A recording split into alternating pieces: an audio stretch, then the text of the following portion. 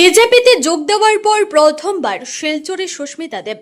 জেলা বিজেপি কার্যালয়ে উষ্ণ সংবর্ধনা।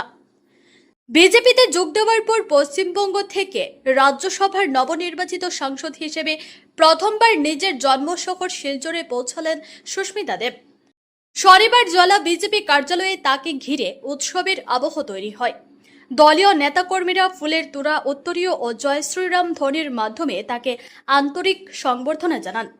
জেলা বিজেপি কার্যালয়ে উপস্থিত ছিলেন রাজ্যের মন্ত্রী কৌশিক রায়, রাজ্যসভার সাংসদ কনাদ পুরকায়স্থ, শিলচরের সাংসদ পরিমল শুক্লবৈদ্য, বিধায়ক রাজদীপ রায়, প্রাক্তন বিধায়ক দীপায়ন চক্রবর্তী, বিজেপির নেতা নিহার রঞ্জন দাস সহ জেলার বহু বিশিষ্ট নেতা ও কর্মী।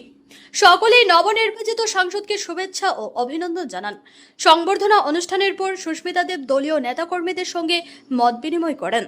বৈঠকে জেলার সাংগঠনিক কার্যক্রম, দলকে আরও শক্তিশালী করার পরিকল্পনা এবং ভবিষ্যৎ কর্মসূচি নিয়ে আলোচনা হয়।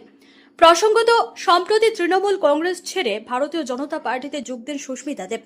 পরে পশ্চিমবঙ্গ থেকে বিজেপির মনোনীত প্রার্থী হিসেবে তিনি রাজ্যসভায় নির্বাচিত হন।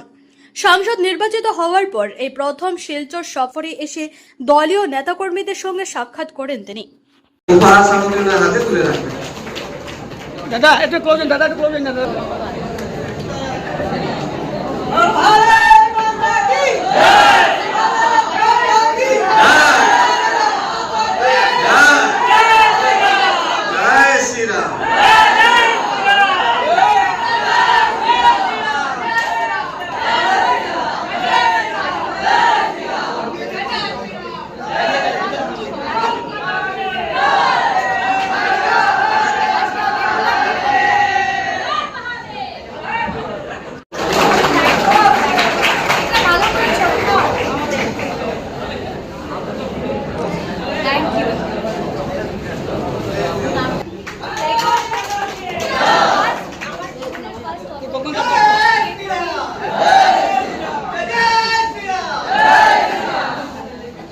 राज्यसभा सांसद माननीय कनाद पुरकायस्थ महाशय उनके उत्तरीय दिए बरण करबेन।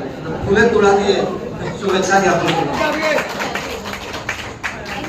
दीपायन चक्रवर्ती महाशय एक गामछा दिए उनके बरण करे निच्छेन।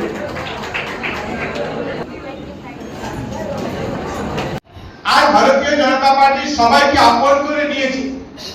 আমরা ভারতীয় জনতা পার্টির বিভিন্ন রাজ্যের মুখ্যমন্ত্রী বল, বিভিন্ন রাজ্যের সাংসদ, বিধায়ক, কেন্দ্রীয় মন্ত্রী, রাজ্যের মন্ত্রী, অন্য দল থেকে যারা এসেছেন তাদেরকে আমরা এর মানে এটা নয় যে ভারতীয় জনতা পার্টি কার্যকর্তাদেরকে বঞ্চিত করে। এর মধ্যে এর মানে এটা নয় যে আমাদের মধ্যে যোগ্য নেতৃত্বের অভাব ছিল।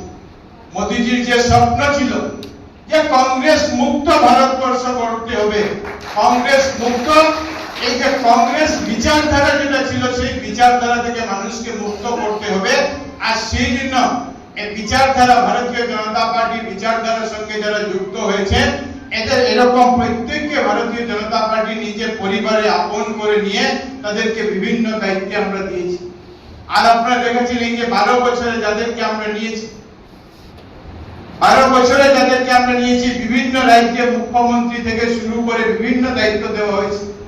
কোন জায়গায় ভারতীয় জনতা পার্টি কার্যকর্তারা কোন জায়গায় বিরোধিতা করেন না, সবাই আপন করে, সবাই ভারতীয় জনতা পার্টির টিম হিসাবে মোদিজির নেতৃত্বে আমরা কাজ করেছি। এবং ঠিক আগামী দিনেও সুস্মিতা দেবকে আমরা আমাদের সঙ্গে নিয়ে ভারতীয় জনতা পার্টির টিম বিজেপি হিসাবে আমরা ডক্টর হিমন্ত বিশ্ব শর্মা মহাশয়ের নেতৃত্বে যাতে এই উপত্যকায় উন্নয়নে কাজ করতে পারি সেই আবেদন আপনাদের সবার কাছে আমরা রাখছি।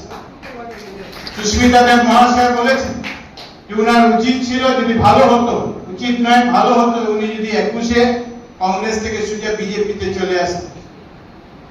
আজকে দিনে উনি এসেছেন বিজেপি পরিবারের সদস্য হিসাবে। আমরা সবাই, এবং আমি উনাকে অনুরোধ করব যখনই যে ব্যাপারে প্রয়োজন পড়বে জেলা সভাপতির কাছ থেকে পরামর্শ নিয়ে, জেলা সভাপতির কাছ থেকে পরামর্শ করে যাতে ভারতীয় জনতা পার্টিকে আমরা আরো বেশি এগিয়ে নিতে পারি, বরাকের উন্নয়নে আমরা সবাই সাংসদ, বিধায়ক, মন্ত্রীরা সবাই একসঙ্গে কাজ করতে পারি, সেই চেষ্টা যাতে উনিও করেন। আর যদিও উনি পশ্চিমবঙ্গ থেকে উনি সাংসদ হিসেবে নির্বাচিত হয়েছেন। 2030 সাল পর্যন্ত ওনার যে দুর্গী কার্যকাল চলবে, এই সময়ে উনি বরাক উপত্যকার অনেকগুলি কাজ যাতে একসঙ্গে আমরা মিলে, যেহেতু উনি এখানে প্রতিনিধিত্ব করেছেন, এই এলাকার বিভিন্ন ভাবে উনি প্রতিনিধি হিসেবে ছিলেন, যাতে এই এলাকার উন্নয়নে আমরা সবাই কাজ করতে পারি। এই যে আদর্শ আইডিওলজি আছে বা আরএসএস এর যে আদর্শ আইডিওলজি আছে, প্রধানমন্ত্রী নরেন্দ্র মোদীজির যে ভিশনটা এই দেশের জন্য রয়েছে, এবং ন্যাশনাল সিকিউরিটি হোক বা ইন্টারনাল সিকিউরিটি হোক, সেটাকে রেখে ভারতবর্ষের স্বরাষ্ট্রমন্ত্রী অমিত শাহজির যে ভিশনটা রয়েছে, আর অত্যন্ত গুরুত্বপূর্ণ, যাকে আমি অনেক দশক থেকে আমার বাবার পরে যদি রাজনৈতিক গুরু মেনে থাকি, উনি হলেন আসামের সদ্য মুখ্যমন্ত্রী ডক্টর হেমন্ত বিশ্ব শর্মা। এই আইডিওলজি, এই আদর্শ, এই ভিশনটার গ্রহণযোগ্যতা আজকে কাশ্মীর থেকে কন্যাকুমারী আর মণিপুর থেকে গুজরাট পর্যন্ত কিন্তু গ্রহণযোগ্যতা পাচ্ছে না, অস্বীকার করলেন চলবে। অনেকে বলেন যে আপনি আইডিওলজিক্যাল সামারসল্ট কেন মানলেন? আপনারা যখন মাঠে যাবেন, মানুষ কিন্তু আপনাদেরকে জিজ্ঞেস করবে যে কি হলো, সুস্মিতা দেবকে তোমরা গ্রহণ করলে, কি যুব মোর্চার প্রেসিডেন্ট ঠিক করেছি?